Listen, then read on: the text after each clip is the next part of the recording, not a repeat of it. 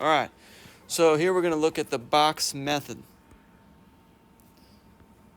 So in our box method, now keep in mind if your variable is different than x, it just slightly changes on that, but we have our ax squared in our c term, and you have a variable and a variable. If you do your greatest common factors in this direction, so going to the right and going down, it will allow you to use an easy rule to keep track of when you're supposed to pull a negative out. All right, so if your first value is negative,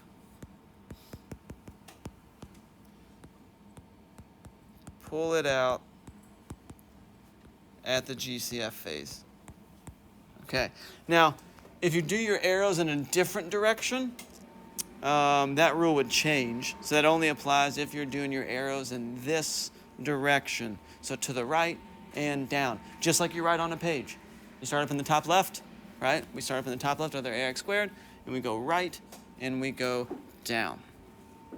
Okay, now the numbers that fill in the blanks with those variables is the answer to the question of what multiplies to whatever a times c is and also adds to b. And that's the same thing we've done. No matter what method you're doing on factoring, when you're working on the difficult type, you end up answering that question. Multiplies to a times c and adds to b. Okay. So the first one we're going to do is not going to have any negatives in it. Then I'll pick us one that will have some negatives in it so that we can check that out too. All right. So, and this is factoring page 3, the difficult type. We can tell it's the difficult type because there's a number out front with our variable squared, and there's no greatest common factor. All right, so let's do number 2. I'm going to start off with my box. So I've got a 2y squared, and I've got a 3, and my variable is y and y. But to figure out what goes in there, I need to do this. I need to do a times c to get 6. So I'm looking for a number that multiplies to 6 and also adds to my b value, which is a 7. All right. Now this one's really easy to find because as soon as I start to make my factors of 6, I find out that 1 times 6 is my answer, because 1 times 6 is 6, and 1 plus 6 is 7. So I'd have 1y and 6y. Order doesn't matter on that, by the way. So I could have done 6y in the top right and 1y in the bottom. Doesn't matter. Then we'll do our GCFs. So going to the right and going down. All right. So for the first GCF, they're going to the right. 2 and 1 don't share any common factors, but they both have a y. Second one going to the right, 6 and 3 both share a factor of 3. My arrow's going down. The first arrow going down, both those numbers can be divided by 2, and they both share a y. And then the second arrow going down, they don't share a common variable or any common factors other than 1. So that then tells me that my factored pieces are 2y plus 1 and y plus 3. And you could FOIL this back out. I do this in the other video some. If you don't believe that that is the correct answer, if you FOIL that back out, you'll see that you do in fact get the original expression.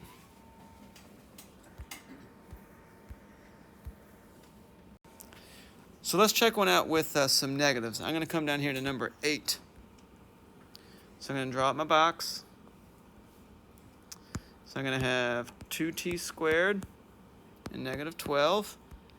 And I know I'll have a t and a t. But to find that, as always, I need to do a times c.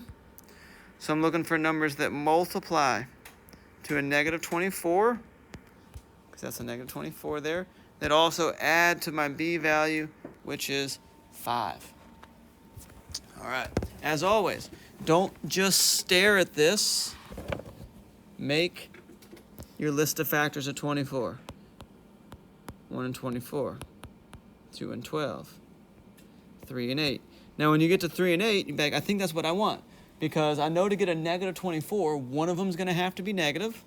If I put a negative on that 3, negative 3 times 8 gives me negative 24, and negative 3 plus 8 gives me a positive 5. So the pieces that I'm going to need over here in either order would be negative 3 and 8. So from there, I'm going to do my GCF arrows to the right and down. Okay. So going to the right, they both share a common variable of just a t. The second one going to the right, they both can be divided by 4. Now my arrows going down, they're both divisible by 2, and they share a t. Now this second arrow going down, notice that my first term is negative. The first thing that arrow crosses over is a negative, and then a 3 and a t. So I will need to pull out a negative, and they're both divisible by 3. So that makes my factored answer t plus 4 and 2t minus 3. All right. So in the other videos, I did not always do my greatest common factor arrows in this path because you don't technically have to.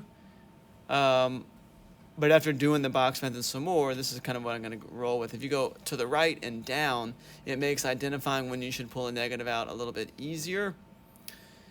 So I would recommend this way. But if you did it enough with the other ones, you'd pick up on when to do it and when not to. But if you do it this way, it becomes more formulaic to where if your first value is negative, pull it out of GCF. So